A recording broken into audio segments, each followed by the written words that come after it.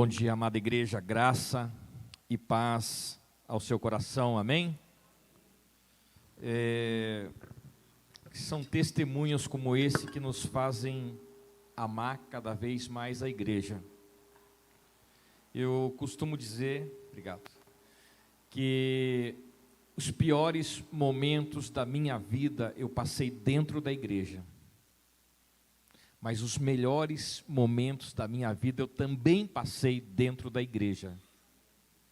E são momentos como esse, desse testemunho que a Sandra acabou de contar aqui, que nos fazem ver e entender que vale a pena estar dentro da igreja, junto com o corpo de Cristo, porque a unção, a poder, a cura, a transformação, ao fogo do Espírito Santo, dentro desse ambiente que nós chamamos de igreja, amém? E a palavra de Deus diz que nós não devemos deixar a nossa congregação como é costume de alguns. E nós sabemos que depois de deixar a congregação, o que nos resta é somente a apostasia. Porque uma brasa fora do braseiro, ela se apaga, amém? Então por isso a importância de nós estarmos na igreja. E há uma unção de cura e de transformação no seio da igreja. E eu louvo a Deus por isso, amém? Hoje nós vamos então estar entrando, eu acho que é no terceiro tema do mês de janeiro. Esse ano eu não quero mais julgar. Esse ano eu não quero mais julgar. Nós sabemos que existe um misticismo quando envolve a virada do ano. E nós achamos que na virada do ano tudo vai mudar na nossa vida. Nós achamos que aquela oração que nós fazemos naquela meia-noite, quando os fogos estão estourando e você vai ali para um canto, você se retira e você faz aquela oração: Senhor, esse ano vai ser diferente. E se eu fizer uma pergunta para vocês aqui, quantos aqui já quebraram a promessa que fizeram no dia 31 para o dia 1º? Então há um misticismo nessa data. Mas também nós podemos aproveitar esse tempo e ensinar as pessoas para fazer uma avaliação.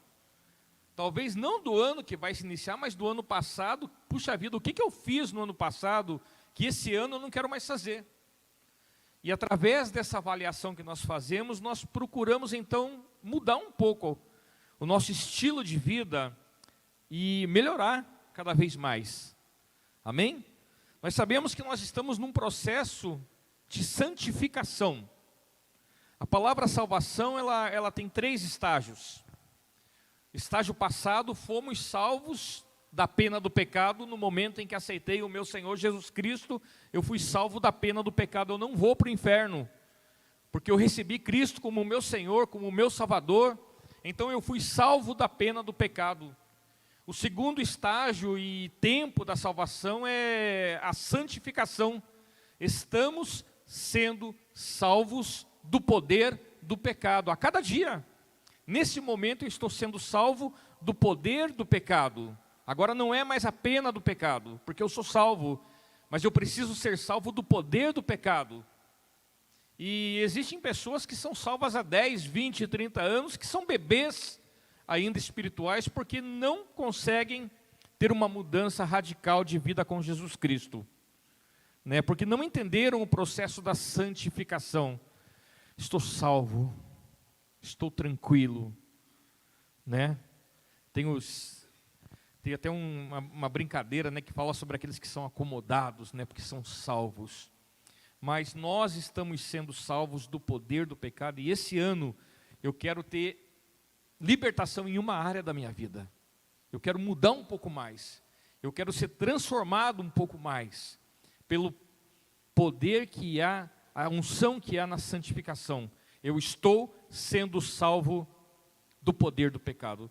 E o tempo futuro, o estágio futuro da salvação, seremos salvos da presença do pecado, para sempre, glorificação, né? Aquele estágio que a palavra fala nós chegarmos à estatura de varão, de homem perfeito, de uma pessoa perfeita, plena, completa. E isso somente quando nós partirmos daqui para o melhor, né? Para a salvação eterna, para a presença de Deus. Ali sim nós seremos salvos para sempre. Não só da pena do pecado, não só do poder do pecado, mas para sempre seremos salvos da presença do pecado. Essa é a doutrina da salvação. O pessoal do Proave aprende isso direto. E quando nós decidimos não fazer mais algo que Deus não gosta, de que Deus não quer que nós façamos, que não faz parte do caráter de Deus, né? E o caráter de Deus é tudo aquilo que Deus é e que Ele quer que nós sejamos também, né?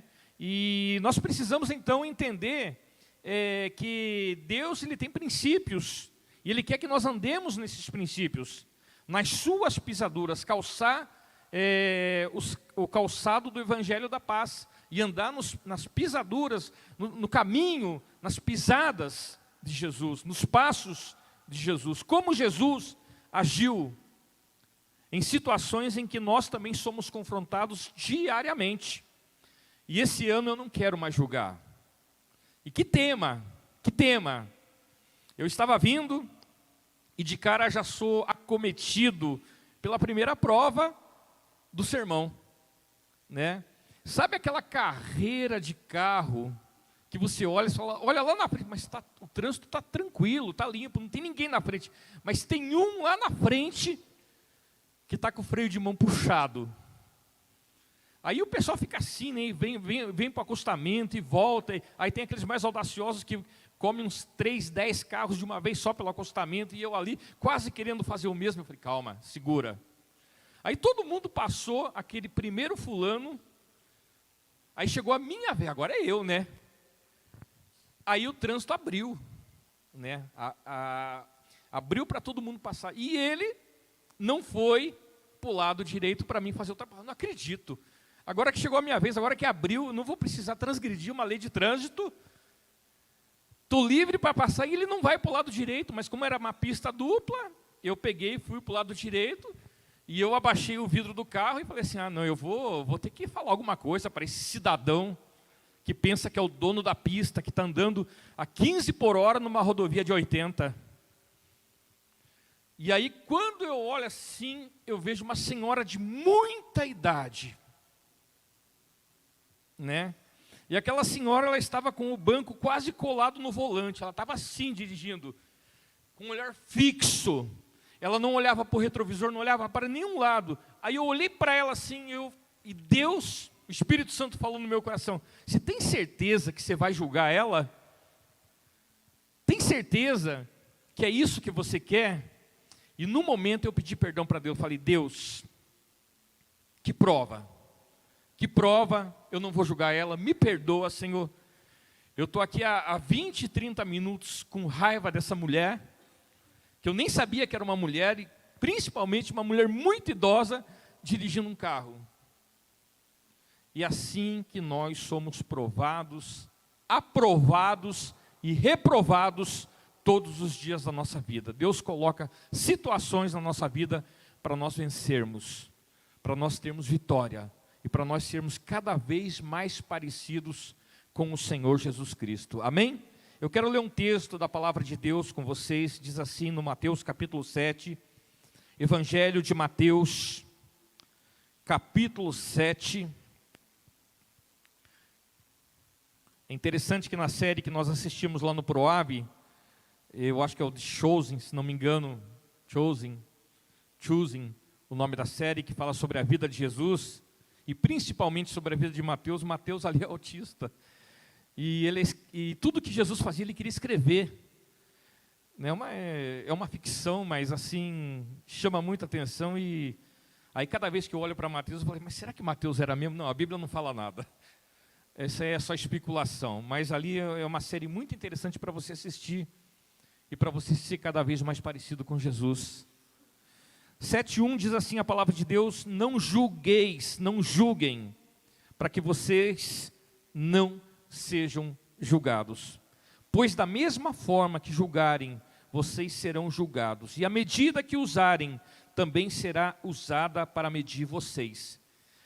Por que você repara no cisco que está no olho do seu irmão, e não se dá conta de que do que está em seu próprio olho? Como você pode dizer ao seu irmão, deixe-me tirar o cisco do seu olho, quando há uma viga no seu próprio olho? Hipócrita, tira primeiro a viga do seu próprio olho, e então você verá claramente como tirar o cisco do olho do seu irmão. Amém? Então, esse é um texto muito conhecido da palavra de Deus, onde que fala que nós não devemos julgar, mas a grande verdade é que existem situações na vida que nós vamos precisar fazer um julgamento. Nós vamos nos deparar com essa situação em que nós vamos ter que julgar uma situação, né? E quando nós olhamos lá para o original, na palavra de Deus, não é a mesma palavra. No versículo 1, não julgueis para que não sejam julgados, ali tem duas palavras semelhantes, mas bem diferentes em seus sentidos. Diz assim, não condene para que você não seja condenado, né? Ou seja, toma cuidado de você fazer um pré-julgamento precipitado, para que você também não seja condenado. E sabe, amados, nós vivemos num tempo assim, o ambiente que nós vivemos, as coisas que estão acontecendo, a discrepância, a desigualdade social que existe, e tantas outras coisas que nós somos a cada momento apanhados em situações em que nós acabamos fazendo um julgamento precipitado de várias situações. Em todo momento, em cada dia, nós acabamos por julgar alguém, alguma situação, não só para condenar, mas também para favorecer alguém, né? E a palavra de Deus diz que esse é um princípio que nós devemos estar deixando de lado. Não julgueis, para que você não seja julgado. Não condene antes de você avaliar toda a situação, principalmente segundo a palavra de Deus. Quando nós olhamos para um julgamento cívico, por exemplo, nós sabemos quem que é a autoridade máxima de um julgamento. Quem? Não, é a lei. É a Constituição. É um código penal. E dentro das coisas de Deus nós também temos uma lei. Nós temos uma Constituição que nos foi dada, outorgada por Deus, e nós devemos avaliar cada situação à luz da palavra de Deus. O que Deus fala em sua palavra em cada situação. E se nós julgarmos segundo os nossos próprios olhos, até isso aqui nós podemos deturpar. Por exemplo, nós sabemos que um texto fora do seu contexto é um pretexto para heresia. Concorda comigo? Um texto fora do seu contexto é um pretexto para heresias. E muitas vezes nós tentamos ajustar a lei que Deus nos dá segundo aquilo que nos interessa mais. Principalmente quando, puxa vida, esse versículo aqui não. Esse versículo aqui não vai falar comigo. Ah, não, olha que Deus está falando comigo. É que nem a caixinha de promessa, né? Só tem promessa. O que Deus quer falar comigo? Filho amado, você é muito honrado. E na verdade aquele dia você não está nada disso, né? Você está um caco, mas a promessa é boa para você. Entendeu? Então quando nós olhamos para essa palavra julgar, nós precisamos entender alguma coisa. Que muitas vezes nós julgamos indevidamente, de maneira errada. Em primeiro lugar, nós julgamos indevidamente quando julgamos sem a misericórdia de Deus. Então a primeira coisa que você tem que colocar como um fator predominante em cada julgamento que você vai estar fazendo Eu estou fazendo isso com amor e misericórdia? Ou não? Ou estou fazendo isso de uma maneira carnal, somente intelectual? De que maneira eu tenho julgado as situações, as pessoas que estão ao meu redor? Tenho julgado indevidamente, sem amor e sem misericórdia, ou devidamente, com muito amor e muita misericórdia? Eu gosto muito da matemática de Deus. Deus é um matemático. E a palavra de Deus, ela nos ensina isso. E lendo a palavra de Deus, você vai descobrir uma coisa, que a matemática de Deus é essa: juízo menos misericórdia é igual a destruição. Juízo menos misericórdia é igual a destruição. Juízo mais misericórdia é igual a restauração.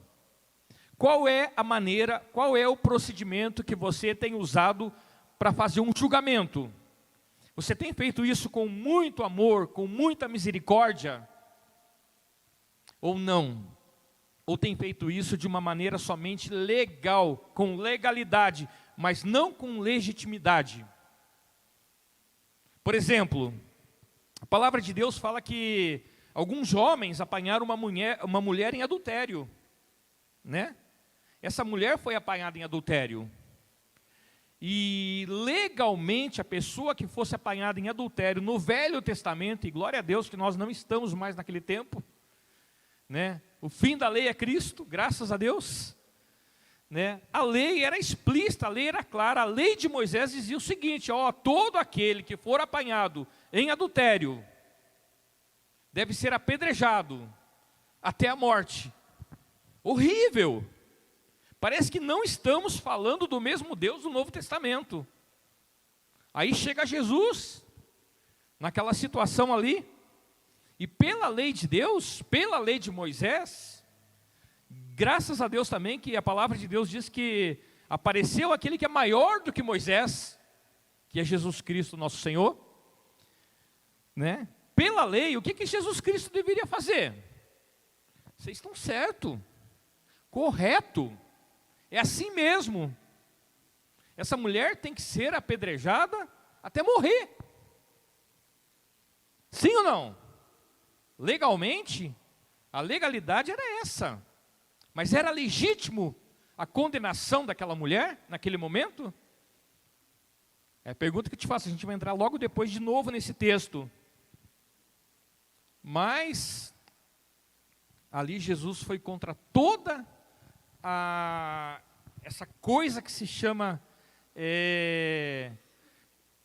legalista, né? Aquelas pessoas estavam ali de uma maneira legalista somente, mas não havia ali nenhum amor, não havia ali misericórdia. Então a justiça de Deus, ela não podia ser executada naquele momento ali, porque a justiça de Deus, ela só é plena quando existe amor e misericórdia.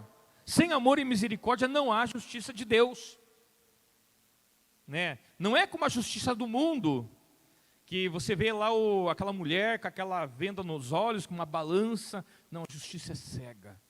Ela não quer saber, né, das emoções que você está sentindo, do que você sofreu, o que te levou a fazer isso. Não, é legalidade.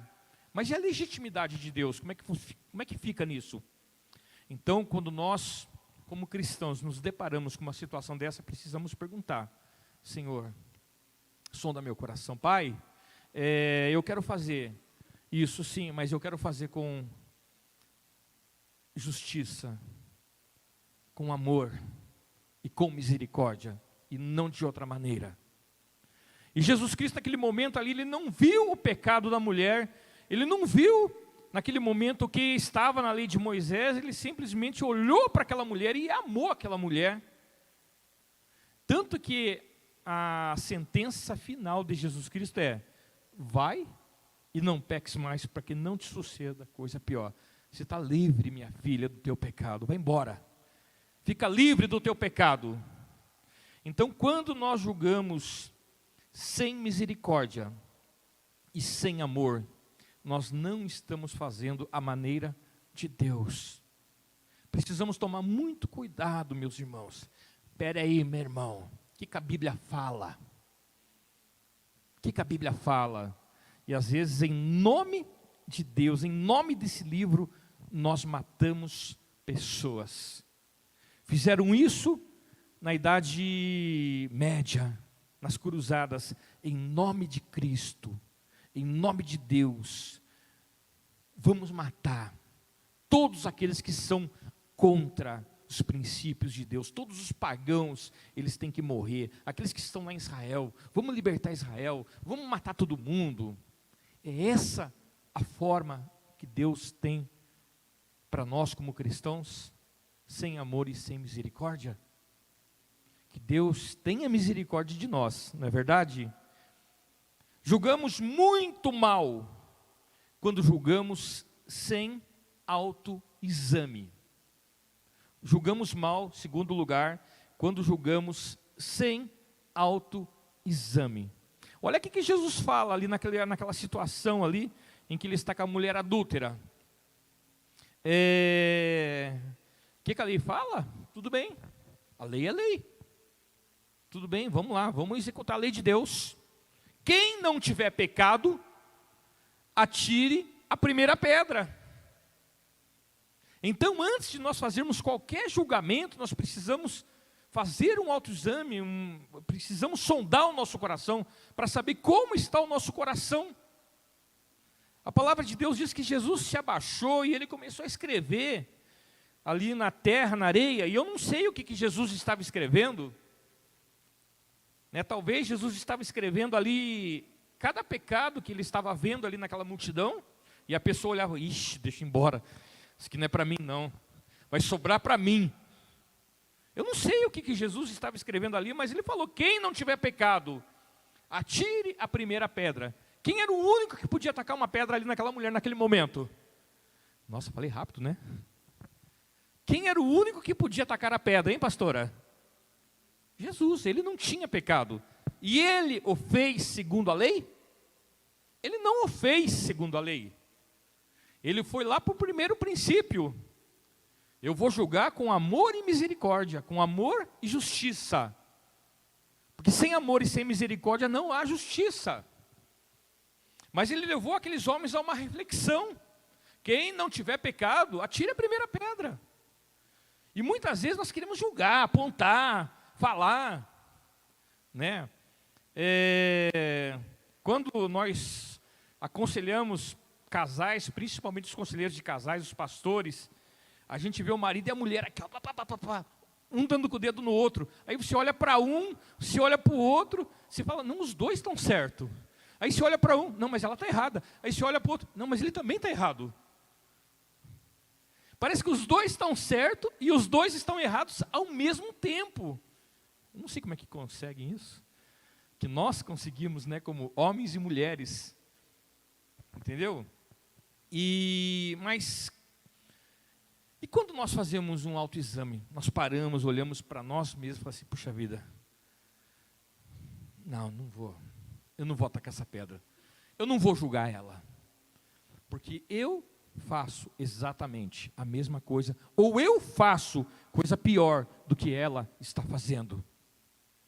Então nós precisamos examinar nós mesmos. A palavra de Deus diz, o salmista diz, sonda-me, ó Deus, e vê se há em mim algo que é desprezível diante do Senhor.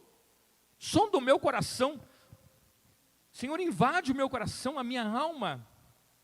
Eu estou apto a fazer esse julgamento, e é impressionante, naquilo que nós mais pecamos, nós mais julgamos os outros também, né? Já percebeu? O cara que mais apronta é o cara que mais tem ciúme da mulher. Sabia? É assim, porque nós detestamos o pecado nosso que está na outra pessoa. Não é o pecado da pessoa que você detesta, é o teu pecado.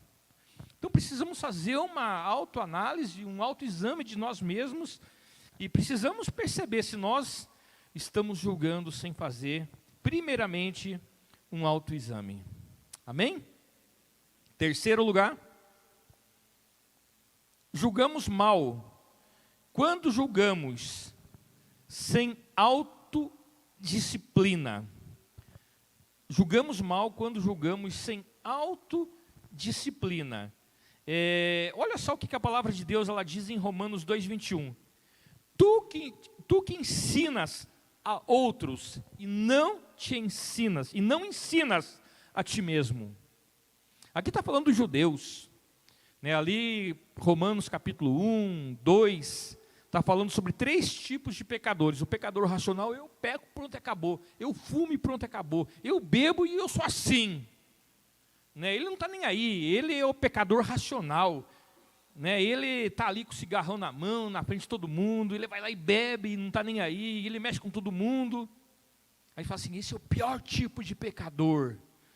Aí vem o segundo tipo de pecador, que você não consegue perceber que ele é pecador também, mas ele é mais pecador do que o primeiro pecador. É aquele que fala assim, olha fulano, hein, encheu a cara, bebeu todas. Aí quando ele está sozinho, o que ele faz? Ele bebe, enche a cara, mas não deixa ninguém saber não. Ele aponta o pecado de todo mundo, mas ele também faz a mesma coisa. Aí tem o religioso, que ele ensina todo mundo que não deve fazer, que a lei de Deus é assim, e ele não ensina a ele mesmo. Né? E olha só o que a palavra diz lá no texto que a gente leu lá no começo. Tira primeiro a viga, a ripa, a tora, que está no teu olho, para depois você pensar em tirar o cisco que está no olho do teu irmão.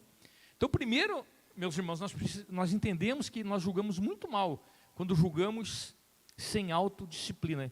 Nós estamos ensinando a nós mesmos, estamos tirando a viga do nosso olho antes de julgar o nosso irmão.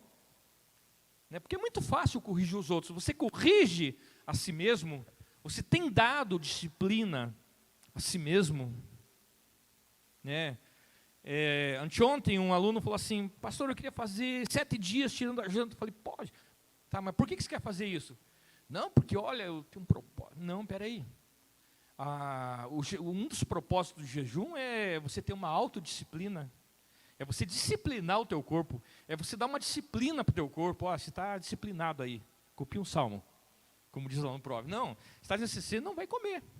Eu estou te disciplinando. Você pensa que você faz o que quer, carne? Não. Aqui quem manda é o Espírito. Então eu vou agora subjugar o meu corpo. Eu vou estar dando uma disciplina para mim mesmo. E muitas vezes nós precisamos entender que nós julgamos muito mal quando nós não disciplinamos a nós mesmos. Quando nós queremos tirar o cisco do olho do irmão e no nosso próprio olho tem uma viga. Eu queria mandar uma imagem para cá, mas não consegui mandar. Talvez o que eu fale aqui escandalize algumas pessoas. Espero que não, tá? Espero que se entenda eu perfeitamente. Pecado é pecado? Independente do tamanho do pecado é pecado? Pecado é pecado. Destruir o templo do Espírito Santo é pecado? Sim. É pecado fumar? É pecado fumar. Por que é pecado fumar? Porque você está corrompendo, você está destruindo o templo do Espírito Santo, que é o teu próprio corpo, correto? E é provável que com 45, 50 anos de idade, até 60 talvez, você possa ter um câncer de laringe. É laringe? Faringe. Eu sempre confundo os dois. É um câncer de garganta. Pronto, melhorou, né? Então é muito provável que você pegue um câncer e você morra isso. Meu pai com 57 anos, bem novo, morreu. Ficou 2 anos sofrendo com câncer na garganta, porque ele fumava demais. 2, 3 carteiras por dia de cigarro. Né? Ele pedia nicotina, ele chegasse lá na frente e já sentia o cheiro dele, de nicotina. Acho que é por isso que eu tive tanto ódio de cigarro e eu nunca coloquei um cigarro na minha boca. Graças a Deus, nunca.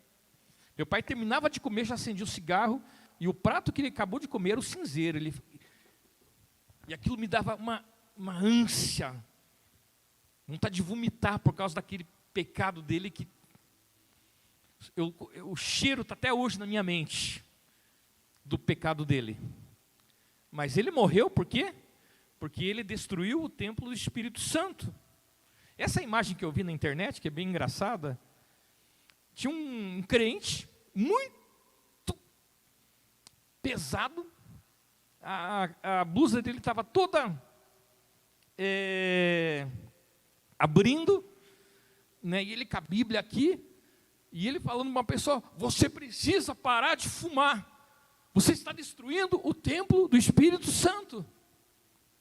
Aí eu faço a pergunta, ele não está destruindo o templo do Espírito Santo? Quando a gente se acaba naquelas plancetas, naquelas pururucas de porco, a gente não está fazendo a mesma coisa?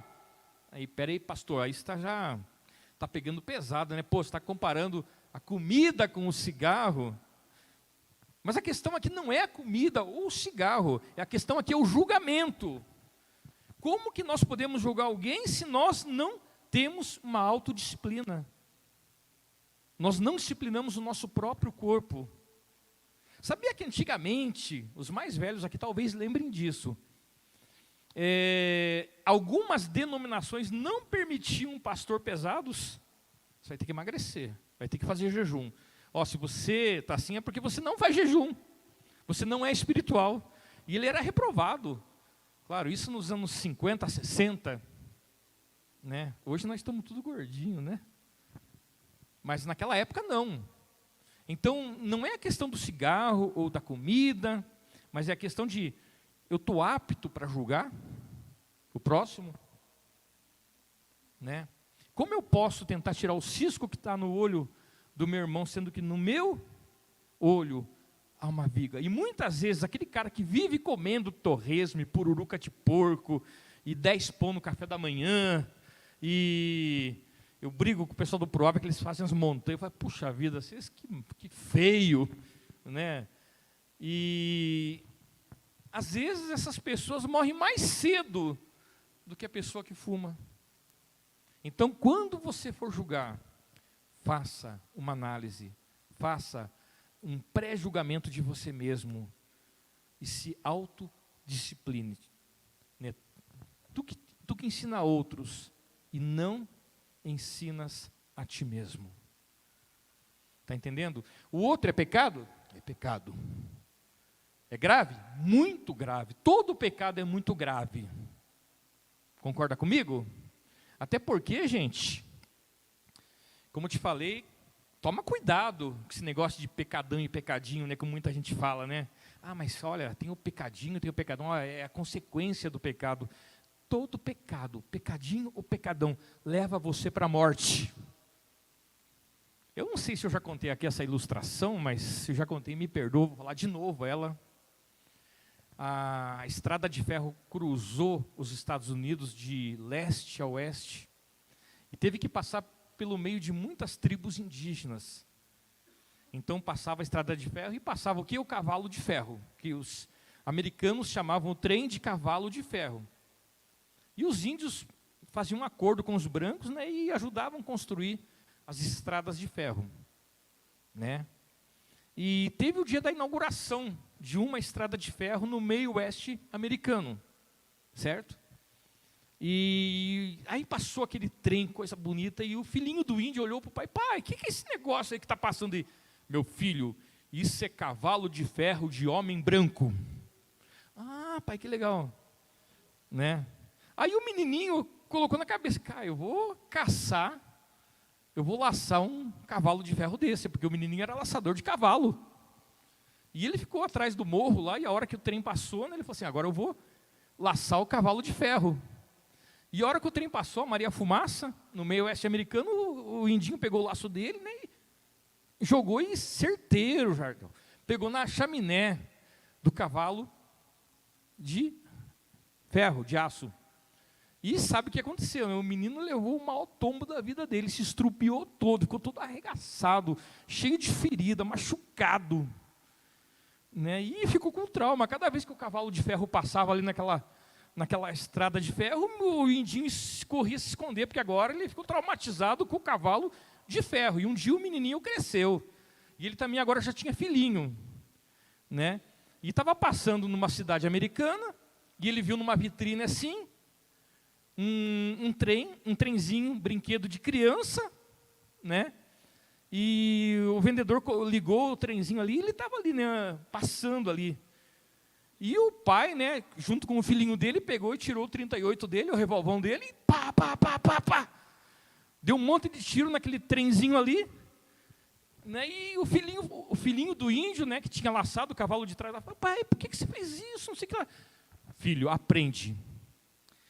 Esses cavalos são bonitinhos quando são pequenininhos, pois quando cresce, eles se tornam perigosos. Fica longe deles. E assim também é o pecado. Não tem pecadão e pecadinho. Pecado é pecado. Ele vai te matar de qualquer jeito, porque um abismo chama outro abismo. Amém? Número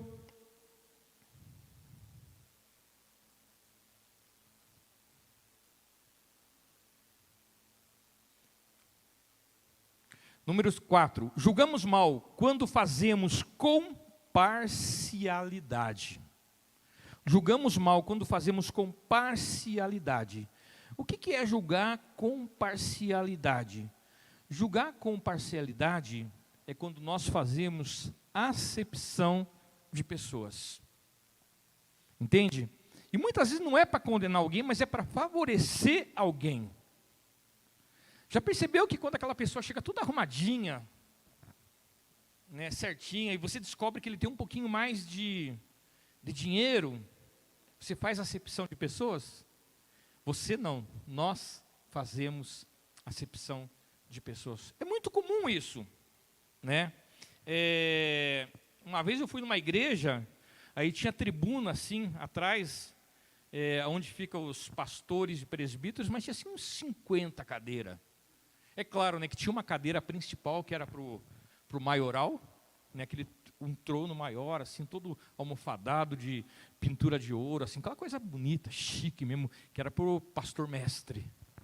E os presbíteros e tudo mais, né, ali, sentados ali, né, tudo.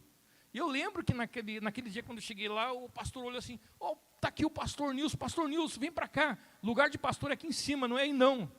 Tipo assim, não, vocês são povinho, tá entendendo?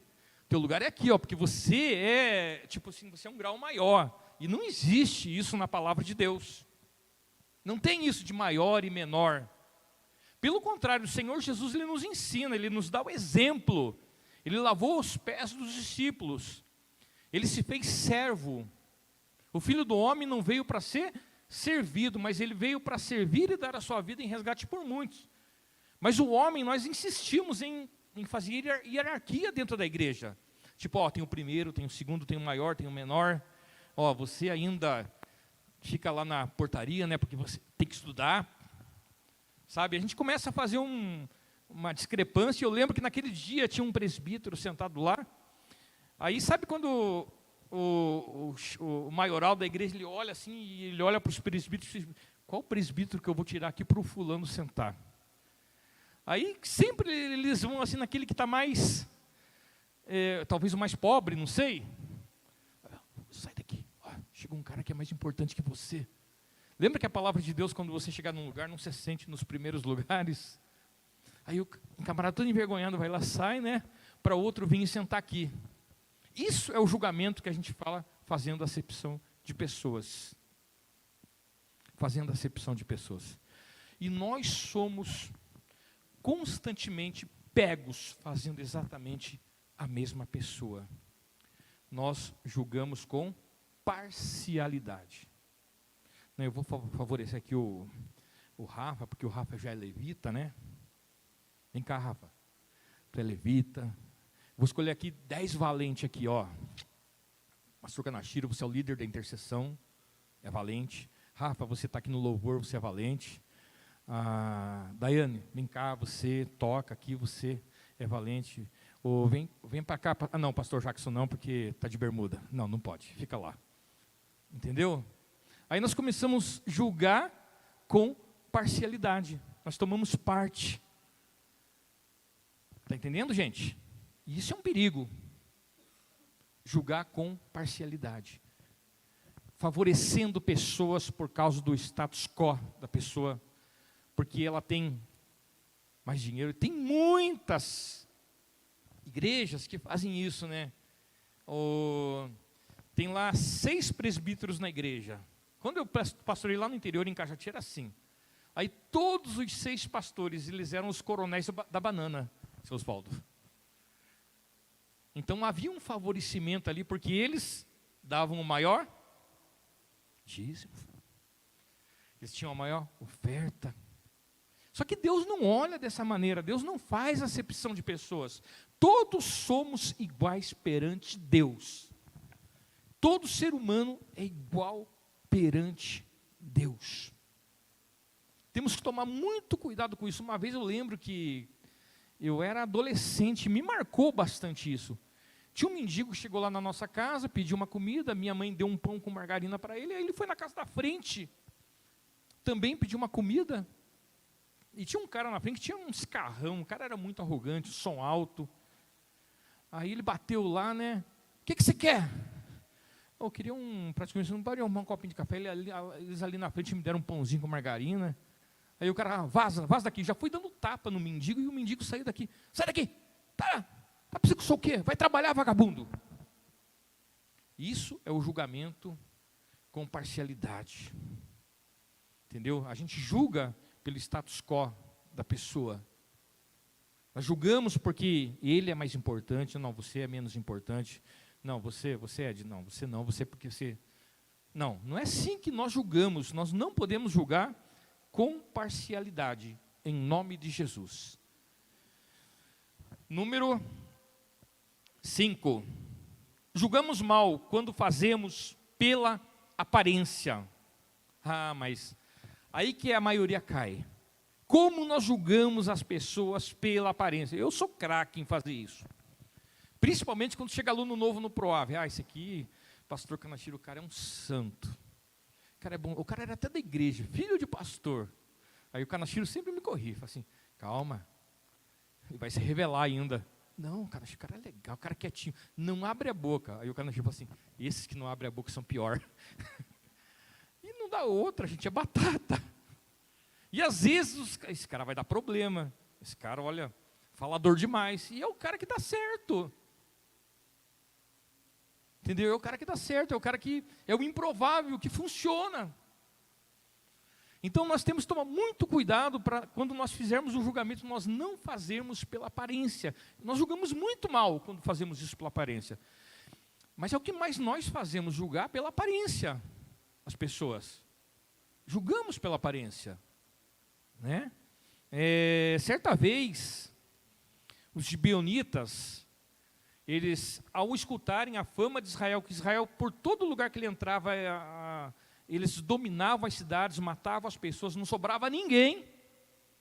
Aí eles tiveram uma ideia mirabolante, vamos sujar o nosso corpo, vamos jogar terra na cabeça, vamos colocar pano de chão, pano de saco aí no corpo, vamos suar os cavalos, vamos colocar um pão bolorento aqui na nossa sacolinha aqui, vamos fazer uma aliança com Israel. E foram lá e quando Israel viu, Josué viu aquele povo lá, falou assim, não, vamos fazer uma aliança com eles, coitado. Eles estão vindo de uma terra distante. Coitadinho deles, né? Então a aparência estava ali enganando Josué. E qual que era a ordem de Deus? Acaba com todo mundo. Vocês vão conquistar a terra. E quando descobriram que aquele povo que eles fizeram uma aliança, eram os gibeonitas, que eram da terra, eles ficaram indignados. Não, tem que matar esse povo aí. Vamos acabar com eles. Mas, pela palavra de Deus, um sábio se levantou e falou assim, não, a gente fez um juramento, a gente fez uma aliança, agora a gente vai ter que ficar com eles.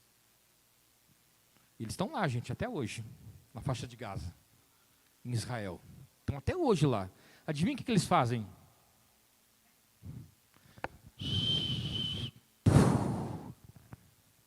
Toma muito cuidado quando você for fazer um julgamento pela aparência. As aparências enganam. Tanto quando você se impressiona com alguém, quanto quando você vê alguém que você não dá nada para essa pessoa. As aparências enganam e enganam muito. Muito vendedor já perdeu venda, porque chegou lá o pé de chinelo, de bermudinha, pé caraquento, aquelas unhas tudo feia, igual a minha, né? E o cara fala assim, ó, atende lá ele que eu estou atendendo aqui o fulano de gravata. Aí o cara vai lá, atende o pé de chinelo. O pé de chinelo fala assim, não, eu quero comprar aí 20 carros aí para minha frota. E o outro lá, de gravata, ah, não, vou embora, não quero não, está muito caro. Aí o outro cara fica bravo com o outro, porque o outro cara fez uma venda maior, porque ele olhou o quê? A aparência. Né? Aparência. Você é julgado pela tua aparência quando você chega num banco, quando você vai pedir um empréstimo. Você é julgado pelo quê? Pela aparência.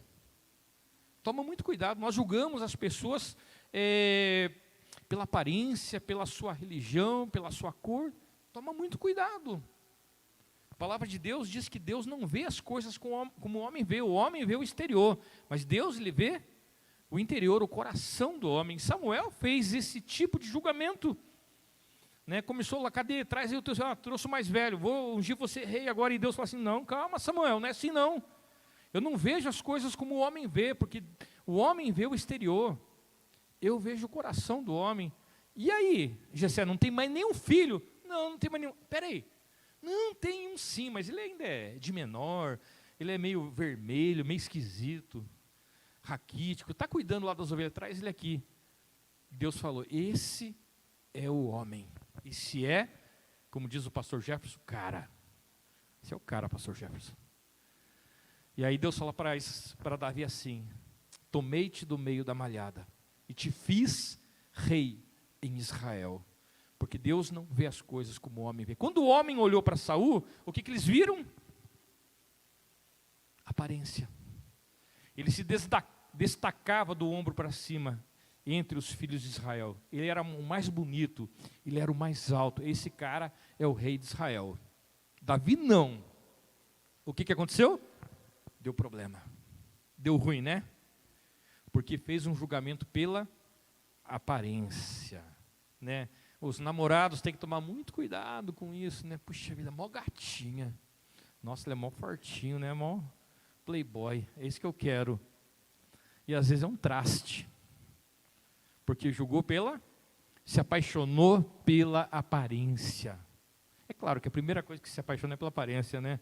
Interessante.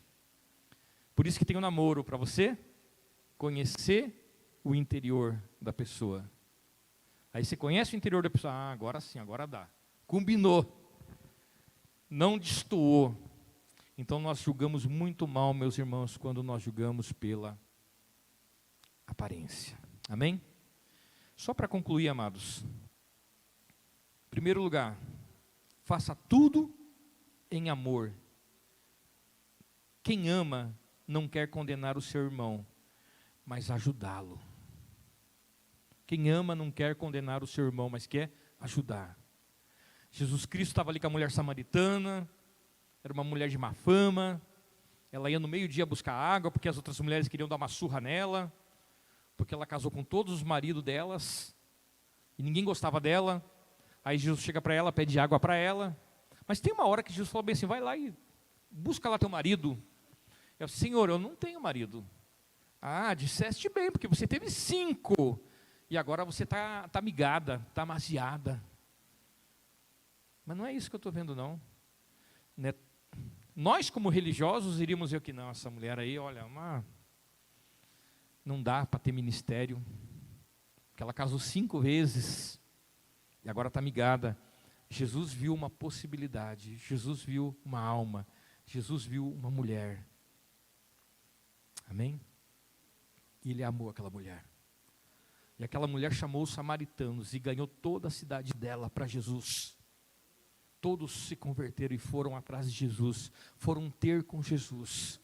Porque Jesus não olhou para o passado dela, não olhou para a má fama dela. Jesus olhou, puxa vida, 5 maridos, que mulher perseverante. É essa que eu quero na minha seara. Eu quero uma pessoa perseverante.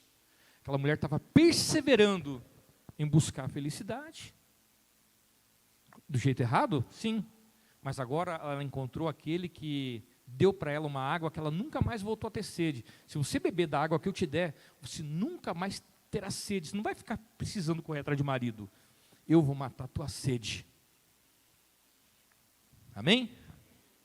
Analise tudo à luz da Bíblia.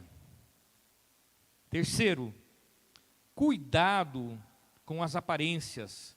Procure se informar para que não faça um julgamento injusto. Olhe para você mesmo antes de falar. Você é um bom exemplo dos princípios que defende? Se não admita os teus erros. Seja sincero, mas compreensivo. Tente compreender o outro lado da questão. Eu acho legal isso, que tente compreender o outro lado da questão. Quando Jesus estava com aquela mulher adúltera, todo mundo viu o que naquela mulher? O pecado dela. Eles viram o que? O adultério. Eles viram o que? O legalismo da lei. Tem que apedrejar até a morte. Jesus olhou para o outro lado e talvez dentro de si ele fez uma pergunta: cadê o homem que adulterou com essa mulher? Por que não está o casal aqui para ser apedrejado? Porque aqueles homens estavam fazendo um julgamento segundo a aparência. Era uma mulher. Ou estavam querendo favorecer alguém, estavam querendo esconder o pecado de alguém. Cadê o homem para ser apedrejado também? Então Jesus ele foi no âmago da questão e fez um julgamento segundo o coração de Deus. Aquele julgamento ali estava tudo errado, gente. Era um julgamento com suspeição. Estava errado. Não tinha como eu julgar aquela mulher, porque todos os autos que condenavam aquela mulher por julgamento, estava tudo errado. Cadê o homem? Ou só porque ela é mulher? Só mulher que tem que ser apedrejada? Não, a palavra fala todo aquele que for apanhado. Não é só mulher. Então ali, cara, tinha um monte de quebra de princípio nesse julgamento. Seja tolerante. Tolerar é suportar em amor quem age de maneira que você acha errada. Não é concordar e nem ficar calado sobre o assunto. Não é concordar e nem ficar calado sobre o assunto. Mas você tem que ser tolerante. Certo? Você não pode deixar sentimento entrar no negócio, não. Evite a polêmica. A controvérsia muitas vezes leva à troca de palavras duras e divisões entre pessoas. Se a conversa for nessa direção, abandone esse julgamento. Evite a polêmica. Muitas vezes o julgamento que nós fazemos mais estraga do que conserta. Então nós temos que evitar polêmicas. Se a conversa estiver indo nessa direção, abandone essa conversa. Calma, outra hora a gente conversa. Então, gente, só para encerrarmos, esse ano é um ano que você pode fazer um propósito desse. Esse ano, eu não quero mais julgar. Quando eu vi aquela senhorinha, eu acho que ela tinha uns 170 anos, aquela mulher. Gente, era tadinha. Sabe, ela estava apavorada, porque estava todo mundo apavorando ela, e cada um que passava buzinava, uns gritavam. E eu ia dizer uma verdade também, né? E se fosse um homem, eu ia falar. Mas na hora o Espírito Santo falou assim: tem certeza que é isso mesmo que você vai fazer? E ali eu senti convicção de pecado. A gente precisa, meu irmão, em primeiro lugar, antes de julgar qualquer pessoa, olhar para nós mesmos. Quando alguém chega na igreja, nós somos especialistas em julgar. Vai lá, Tiago, senta com fulano lá que está bêbado, está fedendo. Fica lá com ele, fica com ele lá fora para ele não atrapalhar o culto. Quem que vai sentar do lado do transexual, do travesti, quando chegar na igreja e vai dividir a Bíblia com ele? Quem que vai sentar do lado dele? Como que nós tratamos o pecador quando ele chega na igreja? Com indiferença? Com injustiça? Ele vai se sentir amado aqui ou ele vai se sentir muito diferente? Porque até o que eu sei, todos nós chegamos a Deus porque nós sentimos o peso do nosso fardo e do nosso pecado, seja ele qual for. Seja o trenzinho, ou seja o cavalo de aço que cresceu. Mas nós chegamos com um peso no nosso coração e nós largamos o nosso fardo aos pés de Jesus. E qualquer pessoa pode também largar o seu fardo aos pés de Jesus. Você já percebeu que o sermão de Jesus nunca foi a pauta de Jesus? Os casais que adulteram, foi, mas não era a principal pauta dele. Quase nada se fala de homossexualismo no Novo Testamento. A gente nunca vê os gays, não. Mas tinha uma coisa que Jesus odiava: legalismo e a hipocrisia. Ele disse: raça de víboras, quem que ensinou vocês a fugir do juízo vindouro? Ou seja, vocês são cobras, vocês estão fugindo do fogo. Vocês não me amam, vocês não me querem. Então esse pecado Jesus odiava, detestava. Mas quando ele via aqueles que estavam cambaleando, ele dizia assim: olha, o Filho do Homem, ele não veio para que está são, ele veio para aquele que está doente. E muitas vezes nós queremos sãos na igreja. Pessoas já me falaram assim: você tem certeza que você vai trabalhar com dependente químico? Olha, dá trabalho, tem cura. Jesus veio para esses. O ministério de Jesus seria muito mais fora da igreja do que dentro da igreja. Ele não se vestiria como nós nos vestimos. Ele não nos julgaria pela nossa roupa. Ele não nos julgaria pela nossa adicção. Ele não nos julgaria pelo nosso pecado. Mas Ele colocaria o filtro, que é o amor de Deus. Porque Deus julgou o mundo de tal maneira que mandou seu Filho unigênito para mandar todo mundo que peca para o fogo do inferno. Amém? Sim? Amém mesmo? Não.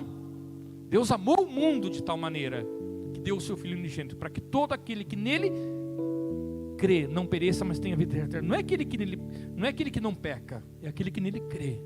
E quando nós cremos em Jesus, nós começamos a abandonar o pecado. As coisas começam a acontecer na nossa vida. A libertação vem, a cura vem, a restauração vem. Jesus não veio para julgar. Lá no Apocalipse Ele vai vir para julgar. Mas agora nós sabemos, até onde nós sabemos, Ele veio para salvar a humanidade. E eu quero dizer para vocês, do qual eu sou o principal dos pecadores. Eu sou o principal dos pecadores. Quando você fala isso, você consegue andar nas pisadas de Jesus. Queria que você se colocasse em pé nessa manhã. E você, dentro do seu coração, fizesse um autoexame. A palavra diz que quando nós julgamos a nós mesmos, nós não somos julgados pelos outros. Então a primeira coisa que nós precisamos fazer é um autoexame de nós mesmos. Será que eu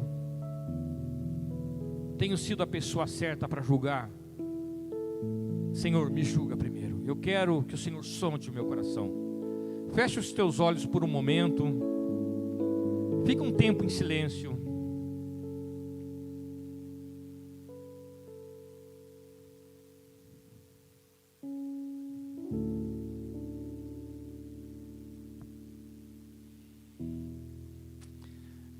Senhor, a tua palavra diz: vê se há em mim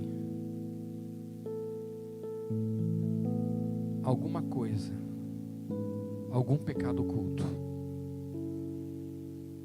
algo que eu preciso corrigir em mim mesmo primeiro. Deus, antes de olhar para o cisco do meu irmão, eu quero, Pai, através do poder do Teu Espírito Santo, que o Senhor me dê força e me ajude a tirar a viga que está no meu olho, para que eu possa ver através dos Teus olhos. Senhor, eu não quero mais julgar Porque quando eu julgo, eu sou o Deus. E eu decidi, Senhor, deixar esse último ponto na oração, porque nós não somos o Deus. Porque quando nós julgamos, Senhor, segundo o teu coração, nós fazemos justiça própria. Senhor, nós fazemos do nosso jeito, e a nossa justiça não é perfeita. A tua justiça, Senhor, é perfeita. Por isso, Senhor, que primeiramente o Senhor julgue o nosso coração e nos traz luz sobre aquilo, Deus, que tem nos atrapalhado, Senhor. Queremos ser cada vez mais parecidos com o Senhor Jesus. Ó Deus, de olharmos com simpatia os erros de um irmão, olhar para o irmão com amor, e principalmente, ó Deus, aqueles que não te conhecem, que chegam na tua casa, olharmos para eles também com amor. É por isso que nós estamos aqui na igreja, é por isso que nós viemos a Ti, Senhor, porque nós estávamos cansados, ó Deus, do nosso jeito de viver, da nossa vida, ó Deus, de pecado, e nós encontramos alívio e descanso no Senhor. Tua palavra diz: vinde a mim, todos vós que estáis cansados e sobrecarregados, e eu vos aliviarei. Portanto, Senhor, faz de nós uma nova criatura, Deus, nesse ano de 2023. Esse ano eu decido, eu não quero mais julgar, em nome de Jesus, amém. Amém. Que Deus te abençoe nesse dia. Eu vou orar pela tua vida agora, para que você vá em paz, que você tenha um domingo abençoado com a tua família.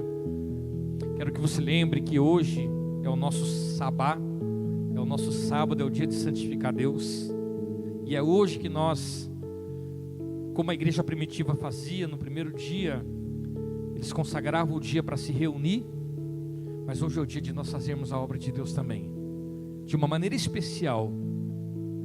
Que você chegue na tua casa e o primeiro que você coloque em prática essa palavra seja com a tua própria família. Eu não quero mais julgar, eu não quero mais julgar. Eu quero ser como Jesus com a mulher samaritana, como Jesus com a mulher adúltera. Eu quero ser como Ele, eu quero agir do jeito que Ele agiu, não do meu jeito. Eu não quero fazer justiça própria, eu não quero ser o Deus. Seja, Senhor, o Deus de justiça e paz na minha vida. Pai, em nome de Jesus Cristo, Teu Filho amado, leva em paz agora, Senhor, o Teu povo, lindo e maravilhoso, ó Deus, que se encontra aqui neste lugar. Que esse dia seja um dia de salvação, que esse dia seja um dia em que o Senhor seja honrado e glorificado através de todas as nossas atitudes, por todo o nosso falar, nossa maneira de pensar. Queremos pensar como o Senhor pensa, queremos os Teus pensamentos em nossa mente, em nome de Jesus Cristo. Que o Senhor nos leve em paz e segurança e nos guarda de todo mal, Senhor, no caminho. Que a graça abundante, bendita e querida de nosso Senhor Jesus Cristo, o imenso amor de nosso Deus, o nosso Pai, a comunhão e as consolações do Espírito Santo de Deus estejam com todos, e todos digam amém. Vai em paz, que Deus te abençoe. Shalom Lehá.